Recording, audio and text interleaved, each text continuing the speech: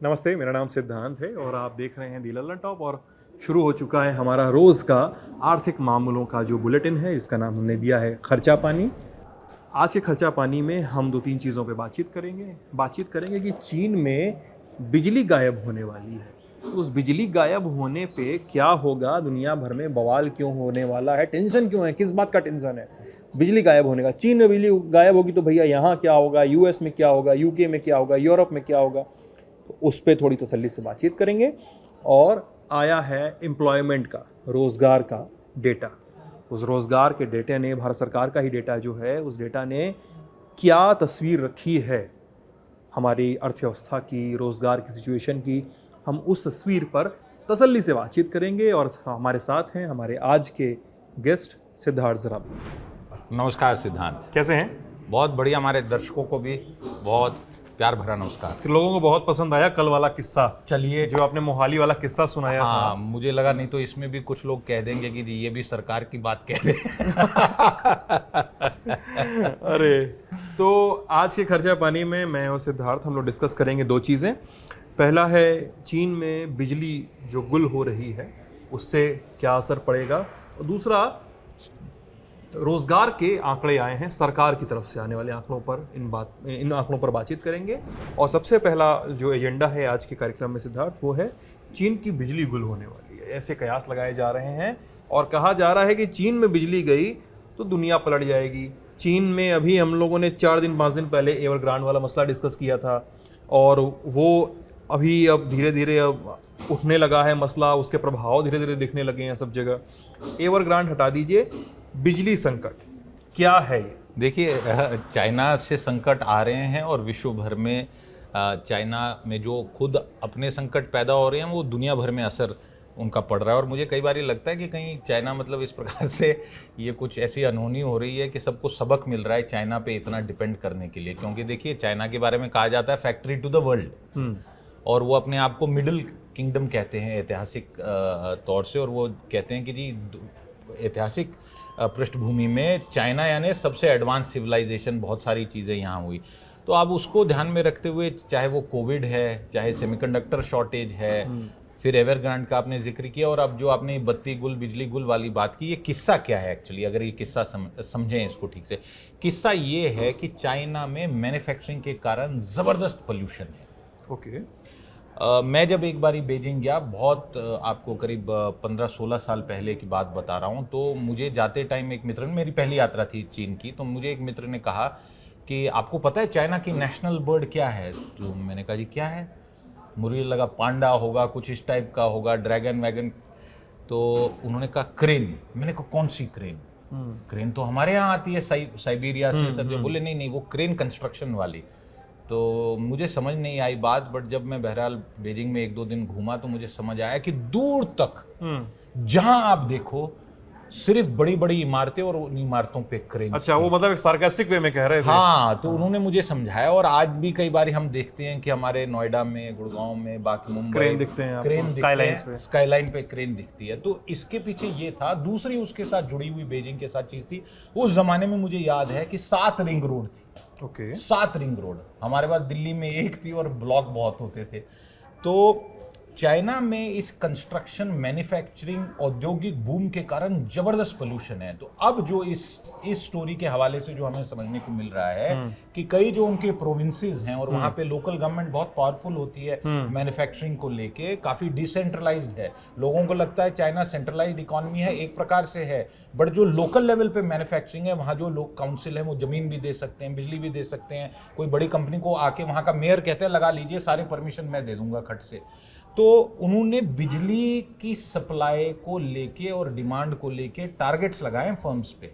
Okay. कि आप इससे ज़्यादा, इतने ज़्यादा मेगावाट से ज़्यादा आप बिजली कंज्यूम नहीं कर सकते हैं साल में। और प्रोडक्शन टारगेट को लिंक कर दिया है ना। इतनी फास्ट चल रही है उनकी इकोनॉमी, इतना बूम कर रही है कि वहाँ बिजली कम करनी पड़ रही है। और बनस्पत इसके कि इंडिया में आप अभी भी कई बार सुनते हैं कि इंडस्ट्रियल एरियाज में बिजली की कमी है। उद्योग कहता है कि भाई साहब बिजली दीजिए, हमारे कम है, कारखाने बिजली नहीं चल महंगी पा रहे है। हैं। हाँ। एक ही शिफ्ट कर पा रहे हैं, 2 शिफ्ट के बराबर की बिजली ने, मतलब एक मिसाल के नाते कह रहा हूँ। ये एनवायरनमेंट को लेके, और इसका नतीजा जो आपने पूछा वो फटाफट बता दूं। नतीजा क्या होगा कि मैंने आपसे बार बार कहा है, फैक्ट्री टू द वर्ल्ड। और फैक्ट्री टू द वर्ल्ड में चाहे वो एप्पल आईफोन हो, बहुत सारी जो एडवांस चीज़ें हैं और रोज़मर्रा की चीज़ें हैं, प्लास्टिक तक की जो है वो मैन्युफैक्चरिंग वहाँ होती है। और ये इस इंडस्ट्री में, इलेक्ट्रॉनिक्स में, बाकी सब चीज़ों में कंपोनेंट सप्लायर्स होते हैं। यानी एक फ़ोन के पीछे करीब 50 कंपनी, 100 कंपनी की इन्वॉल्वमेंट है एक फ़ोन बनाने में। कोई एक पुर्जा बनाता है, कोई दूसरा बनाता है, कोई स्क्रीन बनाता है, कोई बैटरी बनाता है, अलग अलग है। और जो ब्रांड है वो उसको असेंबल करता है एक प्रकार से और अपना ठप्पा लगाता है। तो ये एक बहुत बड़ा उससे आ रहा है। और जो आने वाला सीजन है, क्योंकि वेस्टर्न मार्केट चाइना पे बहुत डिपेंडेंट है, इंपोर्ट होते हैं, अमेरिका का बहुत सामान वहाँ से बन के आता है। तो वहाँ पे जो दिसंबर होता है, जो वहाँ हॉलीडे सीजन है, यानी क्रिसमस, न्यू ईयर, उनके लिए वो जो 2-3 सप्ताह हैं वो सबसे बड़ी छुट्टी होती है। वहाँ साल भर कम छुट्टियाँ होती हैं। आपने देखा होगा हमारे भारतीय मूल के भी जो वहाँ लोग रहते हैं वो दिसंबर में ही इंडिया आते हैं, जनवरी 5-10 तक वापस जाते हैं, क्योंकि छुट्टी का सीजन है तो बहुत डिमांड बढ़ती है। अक्टूबर नवंबर से डिमांड जो हमारे यहाँ भी दिवाली सीजन एक बड़ा माना जाता है, उनकी लगभग चलती रहती है। और इस डिमांड को लेके अब कहा जा रहा है कि प्रोडक्शन शॉर्टेजेस होंगी। जैसे इंडिया में गाड़ी को लेके टाइम बढ़ गया है, ऐसा विश्व भर में कई स्थानों पे हो रहा है, बिकॉज जो चाइना पे इतना डिपेंड कर रहे हैं। तो ये एक बड़ी अच्छी स्टोरी आज आपने चर्चा के लिए इसका मौका दिया कि हम तो सुनते हैं कि बत्ती गुल है जी, बत्ती दे दो, एक बल्ब चल जाए, कुछ कर लें, काम धंधा पढ़ाई, और उसमें अभी हमारे देश ने बहुत प्रगति की है, बट अभी भी काफी उसमें काम किया जाना बचा है। अनइंटरप्टेड सप्लाई का एक इशू है। और बड़े शहरों में और जो एक ग्रैंड इतनी बड़ी बड़ी सोसाइटियां, इन सब ने तो अपने डीजल जेनसेट लगवा लिए हैं, उसके कारण पोल्यूशन का प्रभाव आता है। बट यहाँ चाइना एक ऐसी इकोनॉमी है कि वो कंपनी से कह रही है कि इससे ज्यादा बिजली यूज मत करो और अपनी फैक्ट्री को बंद कर दो। अच्छा, मतलब सिद्धार्थ जो कह रहे हैं, मैं अगर ब्रेक डाउन करूं कि दिसंबर लगाया था, 25 दिसंबर के आसपास से जब क्रिसमस का समय आता है, उस समय एक हॉलीडे का पीरियड शुरू होता है, और उसके पहले चाइना को दुनिया भर के लिए तोहफे बनाने, बिल्कुल बिल्कुल सही कहा आपने, कपड़े बनने हैं, तमाम चीजें बननी है इस समय, इलेक्ट्रॉनिक आइटम, जो खरीदारी का पूरा सीजन है वो उसका मैन्युफैक्चरिंग हब जो है वो चाइना है, और चीन में ये सब का निर्माण होना है। अब मैं वो जो रिपोर्ट पढ़ रहा हूँ जो कई जगह आ चुकी है, मिंट में भी आई है, मेरे ख्याल से इकोनॉमिक टाइम्स में भी आई, कई जगह आ चुकी है, उसको छापा है। तो कई जगह व्यापारी वहां के कह रहे हैं कि साहब हमने प्रोडक्शन 50% पर घटा दिया है पिछले 4 दिनों के अंदर। बिना बिजली के कारखाना चल नहीं सकता।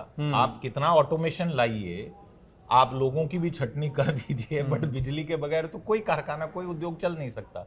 तो ये चाइना के पीछे, और चाइना की देखिए इसमें एक प्रकार से जो चैलेंजेस हैं, जो पिछले 3-4 दशक उनकी लगातार ग्रोथ हुई, अब उसके कोई परिणाम निकल के आ रहे हैं सामने जिनका असर पड़ रहा है, और वैश्विक अर्थव्यवस्था पे लगातार बार बार चाइना का असर पड़ रहा है। ये देखिए सबसे बड़ी बात है, कोविड हो गया, असर पड़ा। एवरग्रांड है, फाइनेंशियल मार्केट थोड़े हिल गए, फिर संभल भी गए। सेमीकंडक्टर्स हो गए, फिर उन्होंने अपनी अभी क्रिप्टो करेंसी पे आप देखिए, अभी क्रिप्टो करेंसी का बैन वो बड़ा स्टेप है वो। हाँ, और वो कह रहे हैं, तो उसके कारण खलबली मची है। तो चाइना एक प्रकार से, थोड़ा इसको एक हल्के ढंग से कहें तो चाइना बार बार डेलिबरेटली और नॉन डेलिबरेटली एक संकेत दे रहा है विश्व को, विश्व की अर्थव्यवस्था को, कि यू कैन नॉट इग्नोर अस। हाँ, मतलब मुद्दा यही है कि चाइना पे डिपेंडेंसी बहुत ज्यादा है, बहुत ज्यादा है। तो दुनिया भर की तमाम बड़ी अर्थव्यवस्थाओं की, छोटी अर्थव्यवस्थाओं की, छोटे छोटे मार्केट्स की डिपेंडेंसी इतनी ज्यादा है कि ये डिसरप्शन जो है, चाइना में कोई डिसरप्शन आपको पूरे दुनिया भर में दिखाई पड़ता है, वो एक ब्लास्ट होके एक बड़े लेवल पे आपको दिखाई पड़ता है। और हमारी अर्थव्यवस्था की दृष्टि से आखिरी एक पॉइंट मेरी तरफ से, कि जो हमने मिड 90s में रिफॉर्म्स करने पड़े, कुछ तो मजबूरी में करने पड़े, सोना गिरवी रखना पड़ गया था, और उसके बहुत हमें फायदे मिले। सर्विस इंडस्ट्री बनी, एक प्राइवेट एम्प्लॉयमेंट इतनी बनी, बीपीओ, आईटी इनेबल्ड सर्विसेज की इंडस्ट्री बनी, रियल एस्टेट में उछाल हुआ, ऐसे क्षेत्रों में किसानों ने जमीन बेची जहां कोई उनको 10,000 नहीं मिलते थे, वहां 10 करोड़ मिल गए उस जमीन। तो एक बहुत बूम आया, और हमने अब पाया है कि कई सालों से अब हमारा बूम खत्म हो गया। बेसिकली 2008 में ब्रेक लगी, और फिर डिमोनेटाइजेशन, जीएसटी, फिर कोविड आ गया। तो अब हमारे लिए भी एक सवाल आता है, और मैं बार बार ये फिर से वही कहूंगा, बात लोग कहेंगे जी आत्मनिर्भर स्वदेशी सरकार की बात करें, सरकार की बात नहीं, अपने स्वार्थ का सोचिए।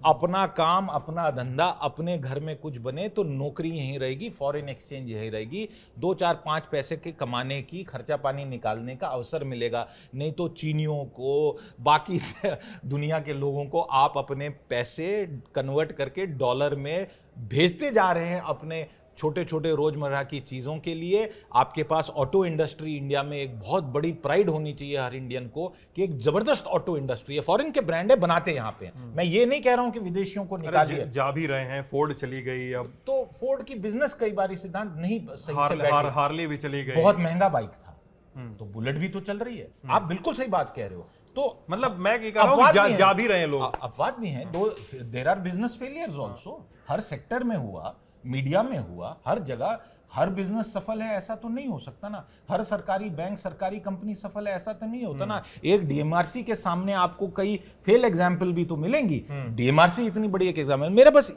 एक लिमिटेड पॉइंट है कि आप आइडियोलॉजिकल दृष्टि से मत देखिए इसको, आप अपने स्वार्थ से देश हित की बात देखिए। अगर देश में कारखाना है, देश में उद्योग है, तो देश में ही नौकरी है, देश में ही खर्चा पानी है, देश में ही गुजारा है ना। लिमिटेड सी बात है, बाहर से माल रॉ मटेरियल मंगाओ, उसको यहां पॉलिश करके बनाओ। आपके लोग बहुत टैलेंटेड हैं, बाहर जाके करें जो नौकरी करें, बट इंडिया में भी तो रोजगार बनता रहना चाहिए ना। हमारा रोजगार भी एक्सपोर्ट हो गया है सिद्धांत, दिस इज द पॉइंट। बहुत कम चर्चा इस पे होती है, आपकी दूसरी स्टोरी शायद उस पे ही है, रोजगार पर ही है। और सरकारों को रोजगार पर बहुत मुस्तैदी से, बहुत तैयारी से ध्यान देना चाहिए। जिस देश की बात सिद्धार्थ कर रहे हैं वो दरअसल हम अर्थव्यवस्था को, खुद की अर्थव्यवस्था को कितना सींचते हैं उसकी बात है। दूसरी स्टोरी जिसका सिद्धार्थ ने जिक्र कर ही दिया है वो रोजगार को लेकर है, एम्प्लॉयमेंट को लेकर है।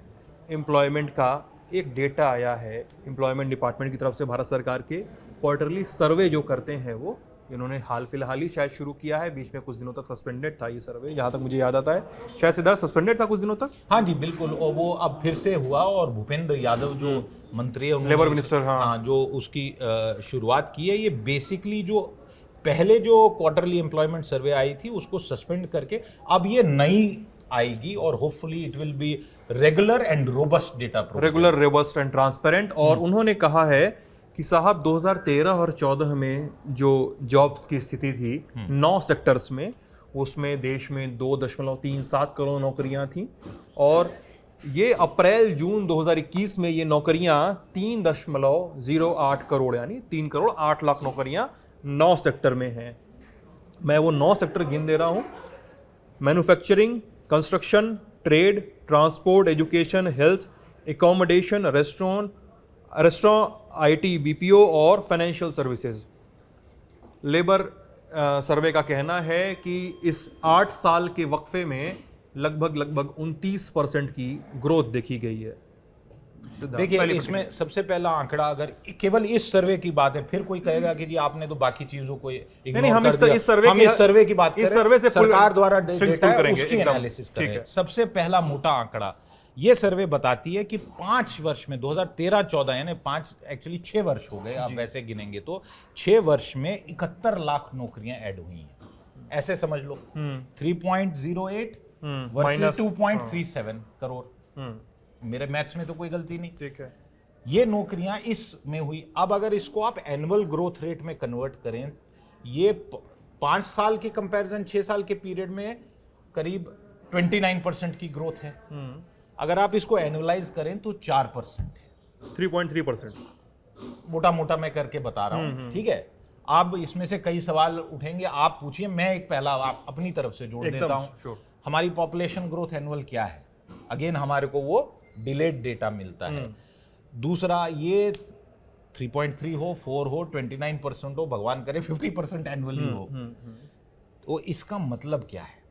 इसका मतलब ये निकल के आता है कि जॉब्स जो मेजर होते हैं इंडिया में, वो ऑर्गेनाइज सेक्टर में मेजर होते हैं।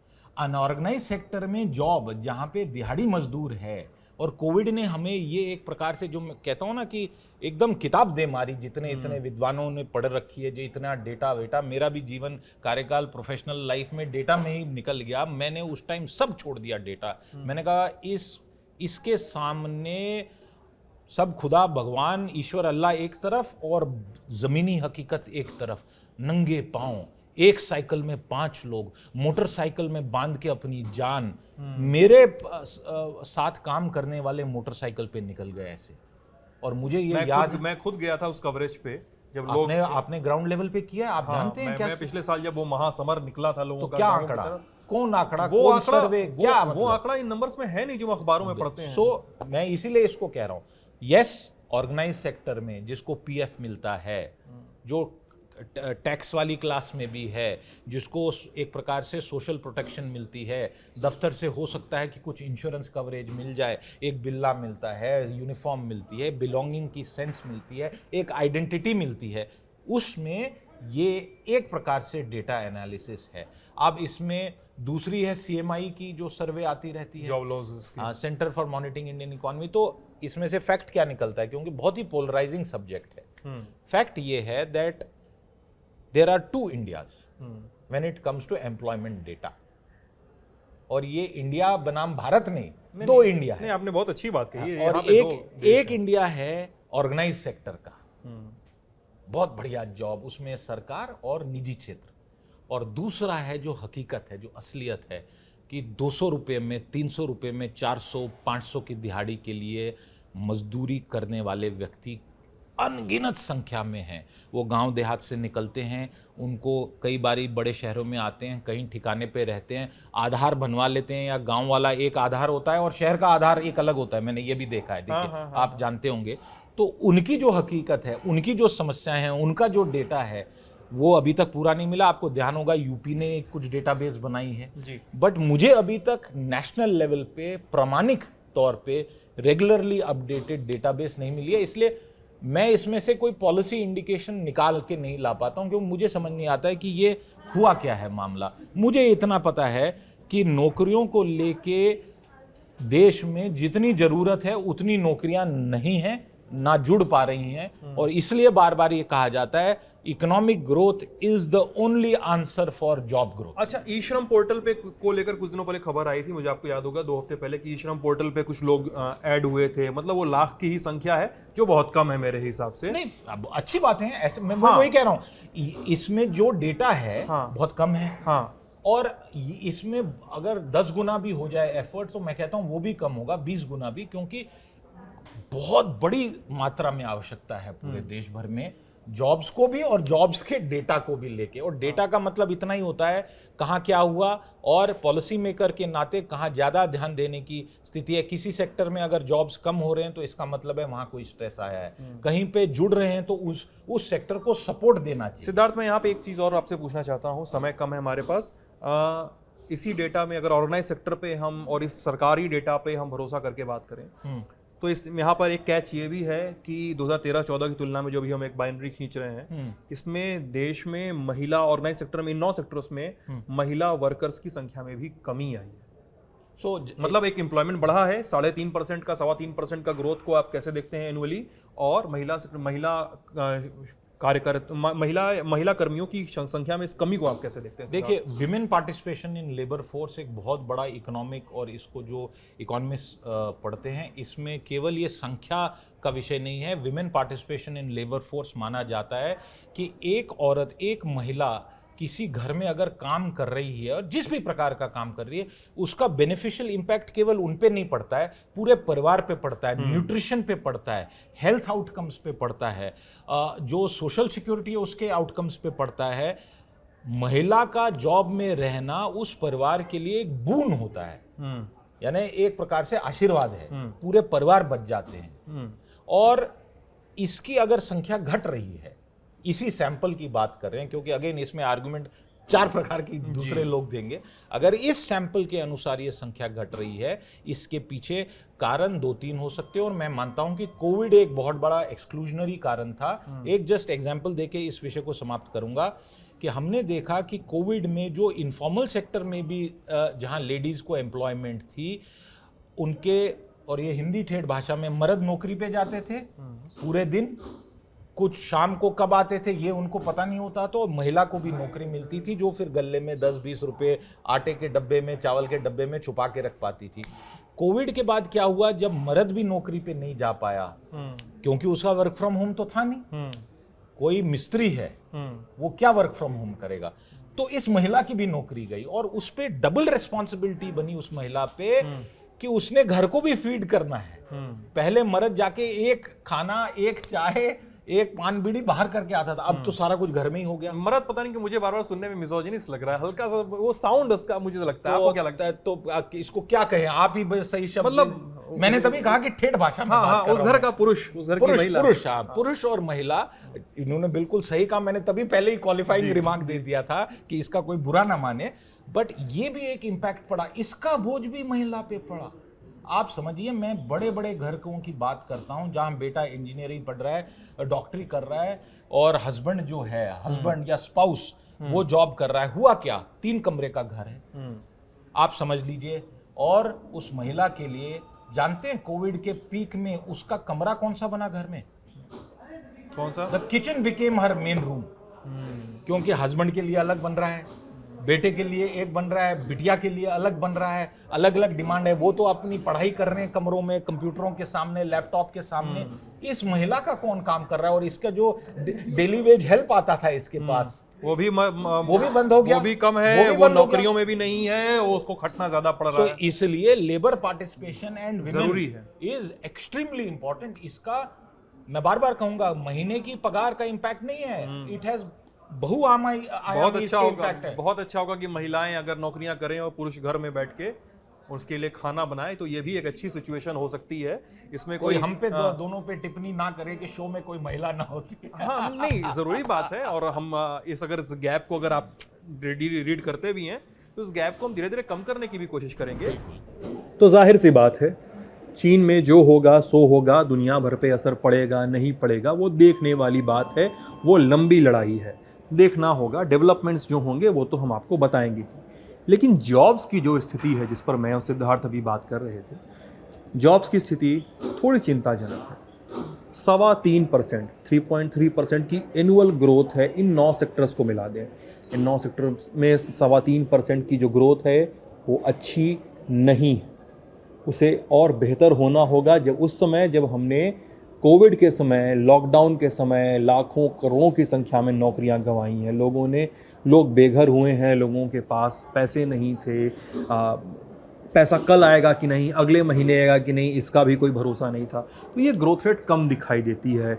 9 सेक्टर्स की बात करें चाहे 99 सेक्टर्स की बात करें, खासकर तब भी ये आंकड़े ज़्यादा ज़रूरी हो जाते हैं जब चुनावों में, पॉलिटिकल सेटअप्स में रोज़गार और नौकरी देने के मुद्दे बहुत प्रमुखता से उठाए जाते हैं कि हम आएंगे तो इतने लोगों को नौकरी देंगे या नौकरियां ऐसे बचाई जाएंगी।